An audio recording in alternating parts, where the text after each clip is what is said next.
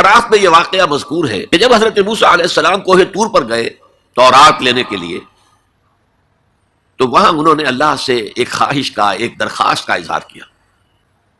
पर्दे के पीछे से बात तो होती रही है और हो रही है, लेकिन दीदार भी अता कर दे। अल्लाह ने फरमाया लन तरानी, तुम मुझे हरगिज नहीं देख सकते, वलाकिन इंजुर इलल जबल, लेकिन वो सामने वाले पहाड़ पर निगाह जमाओ, फ़इन इस्तक़र्रा मकानहू फसौफ़ तरानी, अगर वो अपने मकाम पर कायम रह जाए, हम अपनी एक तजल्ली उस पर डालेंगे, अगर वो झेल जाए उस तजल्ली को, तो तुम भी सोचना कि हमारा दीदार कर सकोगे। फलम्मा तजल्ला रब्बुहू लिल जबल, जब अल्लाह ने अपनी तजल्ली डाली उस पहाड़ पर, जालहू दक्कन, तो वह फट गया, रेजा रेजा हो गया। वखर्रा मूसा साइका, और हजरत मूसा बेहोश होकर गिर गए।